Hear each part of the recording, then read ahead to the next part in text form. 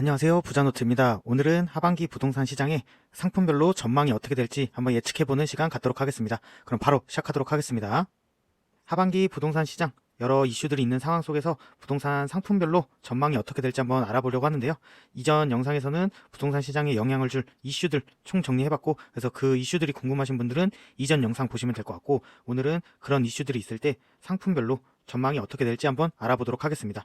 전세, 월세, 거래량, 공급량이 이런 상황 속에서 아파트 시장 하반기에 어떻게 될지 한번 볼 거고, 공사비 분양가 상승, 금리 물가, 유동성 있는 상황에서 재개발, 재건축, 그리고 빌라 시장 하반기 어떻게 될지 또 한번 같이 볼 거고, 기타로 이제 서울 토지나 그리고 요즘 가장 이슈가 있는 일기 신도시, 노후 계획 도시에 대한 이슈가 나올 때마다 어떻게 봐야 될지, 어떻게 접근해야 될지 한번 같이 알아보도록 하겠습니다.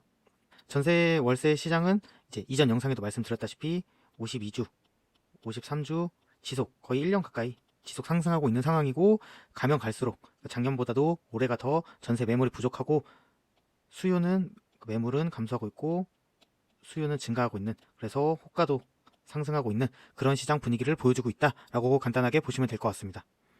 그리고 매물도 22년 말 최고점에서 지속 감소하고 있고, 경기도도 똑같이 지속 감소해서 서울에 같은 경우에는 21년 가장 분위기가 좋았던 최고점 수준의 매물량보다도 적은 수준으로 3만 건 이하로 내려왔다라고 보시면 될 것 같습니다. 그리고 경기도도 비슷한 상황이다라고 보시면 될 것 같습니다.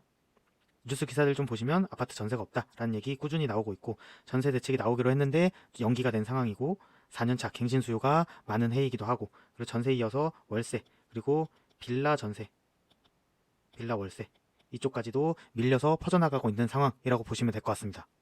그 다음에 하나 포인트 잡아볼 거는 그래도 24년 말에 입주장을 다들 기다리고 계시는 둔촌주공 입주가 있고, 그 다음에 25년 초부터 26년까지 줄줄이 이문희경 뉴타운하고 광명 뉴타운 입주가 있어서 이쪽에서도 한번 포인트를 잡아보는 것도 기회가 될 수 있다라고 말씀을 드리고 싶습니다. 거래량을 한번 보시면 24년 들어서 조금씩 늘다가 2월 이후에 3월로 가면서 한 단계 업이 되고 지속 상승하고 있어서 5월에는 거의 5천 건에 육박하지 않을까라는 전망이 나오고 있는 상황이고, 경기도도 똑같이 3월에 한 단계 올라온 이후에 이 정도 수준을 꾸준히 유지할 것으로 예상이 되고 있는 상황입니다. 인천도 똑같이 3월 수준에서 유지가 되고 있는 상황입니다. 그래서 그래프로 보면 경기도도 24년 들어서 증가한 상황이고, 서울은 여기서 좀 더 상승하는 분위기, 그리고 경기도나 인천은 좀 유지되는 분위기, 그리고 지방은 아직 거래량이 늘고는 있지만 되게 미미하고 거래량 자체가 절대적으로 너무 작은 수치다라고 보시면 될 것 같습니다. 공급 물량 지속적으로 없는 상황이고, 가장 우려하는 부분이 25년도 적지만 25년부터 28년 전까지 요 사이에 공급 절벽이 이미 확정된 상황이다 라고 보시면 될 것 같습니다. 그리고 공사 기간도 개별 현장마다 다 길어지고 있는 상황이고, 3기 신도시도 연내 착공이 힘들고, 여기 플러스 지금 1기 신도시 재건축 얘기가 나오고 있는데 이것도 쉽지 않은 상황이다 라고 보시면 될 것 같습니다. 인허가 이미 줄고 있고 착공도 줄고 있고, 그리고 준공으로 좀 버티고 있지만 서울 준공도 이미 감소한 상황이고, 그래서 착공은 뭐 5년 내 입주하는 물량이 될 수 있는 수치잖아요. 이 부분이 이미 크게 감소하다 보니까 5년 내, 그리고 아까 말씀드렸던 25년부터 27년까지는 공급이 이미 절벽이 확정된 상황이다 라고 보시면 될 것 같습니다. 이렇게 되다 보니까 그럼 아파트 시장 하반기 어떻게 될 거냐라고 전망을 한번 해보면 좀 시세 확산, 순환매 흐름이 나타날 것 같습니다. 지금 서울 그리고 핵심 수도권의 대장 아파트들은 이미 올라간 상황이고, 그리고 이런 똑같이 서울하고 핵심 수도권에 이제는 대장이 아닌 조금 더 2군, 3군을 보면 좋은 시점이 아닌가라고 생각이 들고, 그리고 수도권 지역을 볼 때는 투자금이 서울과 겹치는 상품은 조금 피했으면 좋겠습니다. 수도권 지역에서도 가장 핵심 단지 아니면 가장 저렴한 구축 이런 것들은 지금 매수세가 들어가고 있지만, 투자금이 서울과 겹치는 상황에서는 조금 더 서울을 보는 상황이 나타나고 있기 때문에 좀 이런 부분은 거래가 잘 안 된다. 그래서 지금 저희도 똑같이 좀 더 서울을 보거나 아니면 수도권에서는 아예 좋거나 아니면 아예 저렴한 이렇게 포인트를 딱 잡고 들어가는 게 좋은 시점이 아닌가라는 생각이 들고, 특정 지역을 한정돼서 보면 대장 아파트는 이미 회복이 많이 된 상황이기 때문에 2군, 3군 그리고 번져나가는 과정의 흐름이 보이거든요. 그래서 저희도 2군, 3군 좀 덜 회복한 단지들을 보는 게 좋지 않을까라는 생각이 들고, 서울 전체적으로 보더라도 이미 정고점에 육박하거나 갱신이 나온 상급지에서 중하급지로 퍼져나가고 있는 과정인데 우리도 그런 퍼져나가는 흐름에 맞춰서 중하급지를 보는 게 좋지 않을까라는 시점이라고 생각이 듭니다. 아까 쭉 말씀드렸다시피 회복이 큰 그리고 정고점에 육박한 상급지나 대장 아파트보다는 하급지 그리고 이상급지 아파트를 보는 게 좋지 않을까. 지금 전세가 되게 부족한 상황이잖아요. 그래서 이제는 23년대 시장과는 다르게 전세가 또 밀어 올려주기 때문에 하급지나 2, 3군 아파트들도 상승할 수 있는 여건이 조성되지 않을까. 그리고 이미 좀 그런 부분들이 나타나고 있고 그래서 이쪽을 보는 게 좋을 것 같다라는 생각이 들고, 그리고 지방 아파트의 경우는 어떨 것 같냐. 나중에는 이런 시세 확산에 맞춰서 퍼져나가긴 할 거라고 생각은 하거든요. 근데 하지만 지방은 사이클도 짧고 그리고 향후에 인구 감소나 이런 이슈가 있다 보니까 그런 흐름이 나타나서 상승이나 거래량이 올라가는 걸 보고 접근해도 늦지 않다라고 생각이 들고, 개인적으로 저는 서울 빌라가 앞으로 좀 더 희소해질 거고 계속 재개발 이슈가 나올 거기 때문에 웬만한 지방 아파트보다는 지금은 서울 빌라를 먼저 보는 게 좋지 않을까라는 개인적인 생각을 하고 있는 상황입니다. 이렇게 아파트 시장 정리해보면 좋을 것 같습니다. 그 다음으로 공사비나 분양가, 지속 말씀드렸듯이 인건비도 올라가고 있고 그리고 근로시간 자체도 줄고 있고 그리고 시멘트, 골재, 레미콘 같이 원자재도 30-40% 매우 빠르게 올라가고 있는 상황이고, 그리고 이런 원자재 가격이 이미 상승을 했는데 다시 내려갈 조짐도 거의 안 보이는 상황이라고 보시면 될 것 같습니다.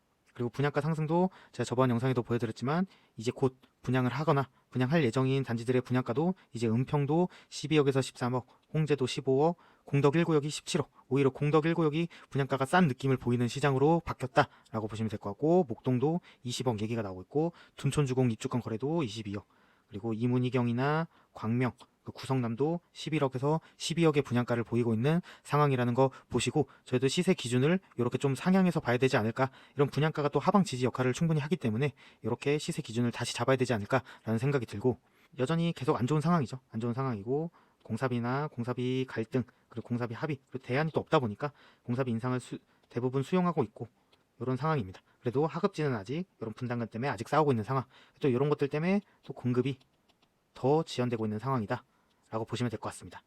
그리고 빌라는 더욱 심각하게 인허가 급강하고 있고 도시형 생활주택도 지속적으로 공급이 빠지고 있다 라고 보시면 될 것 같습니다.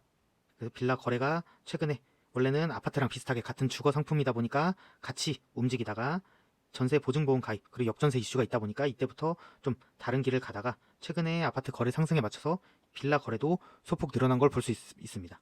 그리고 금리도 지금 미국 경제가 되게 좋은 상황인데 최근에는 조금 더 이런 미국 소비도 좀 줄고 있다라는 얘기가 나오고 있는 상황이고, 그래서 금리도 원래는 9월 달에 한번 인하를 하지 않을까라는 얘기가 나왔는데 경제지표가 아직까지는 좋게 나오다 보니까 이제는 11월이 첫 금리 인하 시점이 되지 않을까라는 전망이 대세가 되고 있는 상황입니다. 이렇게 금리 인하 시점이 계속 미뤄지고 있는 상황이라는 거 보시면 될 것 같습니다.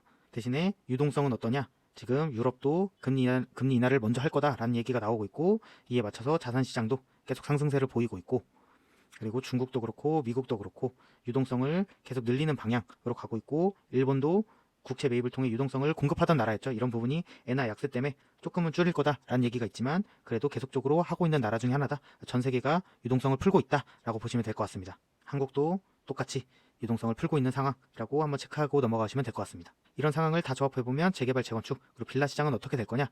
저는 지금 이런 공사비 상승이나 분양가 상승, 그리고 고금리 이런 것 때문에 재개발, 재건축 시장이 안 좋은 건 맞는 것 같아요. 그래서 공사비도 상승했고 이에 맞춰서 조합원 분양가도 상승하다 보니까 분담금이 늘어날 수밖에 없고 그러면 분위기가 부정적일 수밖에 없고, 그리고 조합 갈등은 지속되고 있고 이런 것들이 공급을 지연시키는 요소로 작용한다. 이런 게 현재 상황이라고 보이고, 그러면 재건축, 재개발을 통해서 공급을 늘려야 되는 상황인데 어떻게 할 수 있느냐? 공사비를 낮추거나 토지 가격을 낮춰야 되는데 그런 부분은 쉽지 않고, 그러면 상품값을 올릴 수밖에 없죠. 그렇다 보니까 정부도 윤정부 들어서서 규제 지역을 다 풀고 비규제 지역을 많이 만들었고 이런 규제 완화 부분이 지속적으로 나올 수밖에 없다고 생각을 해요. 서울시도 재개발, 재건축 지원책들을 많이 내고 있잖아요. 그럼 그런 방향으로 규제 완화가 지속될 수밖에 없고, 그리고 일반 분양가도 상승할 수밖에 없다 생각이 들고, 저는 여기서 양극화가 발생할 수 있다라고 말씀을 드렸습니다. 그래서 일반 분양가를 올린다고 다 분양이 되는 건 아니잖아요. 그래서 아까 상계 주공처럼 일반 분양가를 올리면 미분양이 날 수 있는 곳들은 공급이 안 될 거고, 그리고 일반 분양가를 올려서 공급이 될 수 있는 상급지 먼저 공급이 될 수 있기 때문에 양극화 현상이 벌어질 거고, 아파트에 이렇게 대체제인 빌라는 그리고 아까 도시형 생활주택이나 오피스텔은 더더욱 공급되기 어려운 상황, 그리고 거의 심각한 상황에 빠졌다고 보시면 될 것 같습니다. 그래서 앞으로 빌라는 지속적으로 희소해질 것 같고, 그 빌라 먼저 관심을 갖는 시장이 하반기부터 오지 않을까라는 생각이 들고, 그리고 서울입니다. 뭐 경기도까지는 조금 더 시간이 걸릴 것 같고, 서울부터 재개발은 지금의 피 수준이 바닥이지 않을까. 점점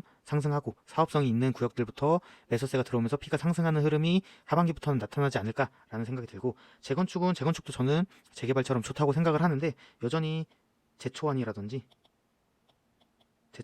이런 규제들이 아직 많이 남아있다 보니까 이런 부분에 있어서 좀 걸림돌이 있는 상황이다 라고 이 정도로 정리해보면 될 것 같습니다.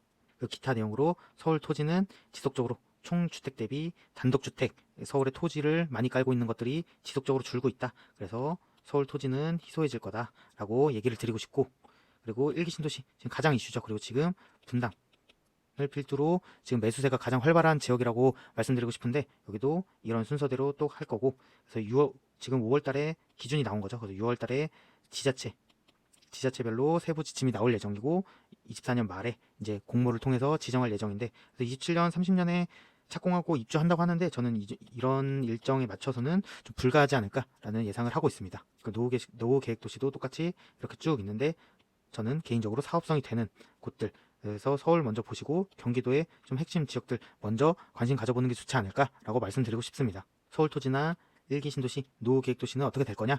지난 영상에서도 한번 말씀을 드렸는데, 투자금이 많아도 소액 투자는 해야 되지만 포트폴리오를 어느 정도 자기가 투자금이 있다면 단순화할 필요는 있다고 생각을 합니다. 그래서 앞으로 결국 희소해질 건 서울 토지밖에 없다 보니까, 그리고 이런 토지는 투자금이 많다면 매수를 해놓는 게 좋지 않을까라는 생각이 들고, 이런 토지를 매수할 때는 이용 가능성이 높은 토지, 좀 더 아파트보단 정형화되어 있지 않기 때문에 이런 부분은 좀 공부가 필요하다는 말씀을 한 번 더 드리고 싶고, 그리고 일기 신도시나 노후계획도시는 아까 제가 노후계획도시도 서울만 보라고 했던 게 결국은 사업성이 제일 중요한 부분이잖아요. 그래서 저는 이런 부분을 봤을 때 사업성이 나올 분당, 그리고 선도지구 먼저 보시면 좋을 것 같고, 지금 매수세도 가장 많은 곳이 이쪽이고, 그리고 노후계획도시도 이 중에 서울, 그리고 핵심 수도권 지역 먼저 미리 관심 가져보면 좋지 않을까라는 얘기를 드리고 싶습니다. 그리고 아까 말씀드렸다시피 투자금 규모가 어느 정도 있으신 분들은 서울 토지 좀 계속 공부하시고 같이 보셨으면 좋겠습니다. 결국에는 제일 희소해질 수 있는 게 서울의 토지다 보니까 이 부분은 좀 투자금이 있으신 분들은 보시는 게 좋을 것 같습니다. 너무 이렇게 또 투자금을 쪼개놓으면 지금은 그런 시장이 아니기 때문에 결국 다시 모으는 것도 되게 어렵거든요. 그래서 이미 있으신 분들은 조금 모아서 서울 토지를 괜찮은 걸 하나 사놓는 것도 좋은 방향이다라고 말씀을 드리고 싶습니다.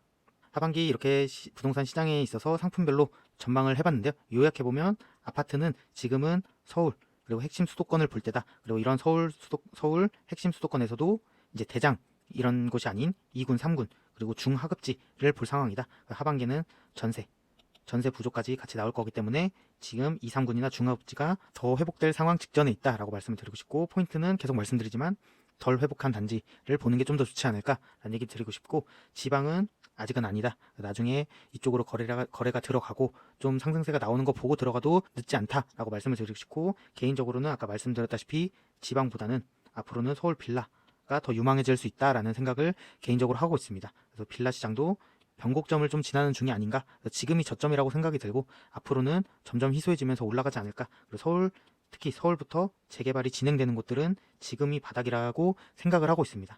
그리고 재건축에 같은 경우에 저도 좋다고 생각하지만 규제가 남아있는 부분이 걸림돌이고, 그리고 일기 신도시 같은 경우 관심 있으신 분들은 항상 사업성이 핵심이다 라고 보시고, 분당부터 뭐 일산이라든지 평촌도 같이 이슈가 되긴 하겠지만 일단은 분당부터, 그리고 선도지구 이슈가 좋은 곳들, 동의율이 높은 곳들 먼저 보시고, 아니면 그 다음 단지 이렇게 순차적으로 분당 먼저 보시면 좋을 것 같습니다. 그리고 노후계획도시도 서울 먼저 보시면 좋을 것 같고, 내가 투자금이 많다 하면 서울 토지는 항상 공부해 보셨으면 좋겠습니다. 그리고 포트폴리오를 단순화할 필요가 있기 때문에 이런 부분 말씀드리고 싶고, 희소해질 게 서울 토지밖에 없기 때문에 관심을 가져보시고 공부해 보시고, 그리고 그런 서울 토지를 샀을 때 신축도 제일 어렵긴 하죠. 난이도가 제일 높긴 하지만 그래도 내가 투자금이 있다면 좀 공부해서 좋은 거 하나 사놓는 게 저는 좋은 방향이라고 생각을 하거든요. 그러니까 신축하는 부분도 한번 공부를 겸해서 해보는 게 어떤가 라는 말씀을 드리고 싶습니다. 오늘도 영상 봐주셔서 감사합니다.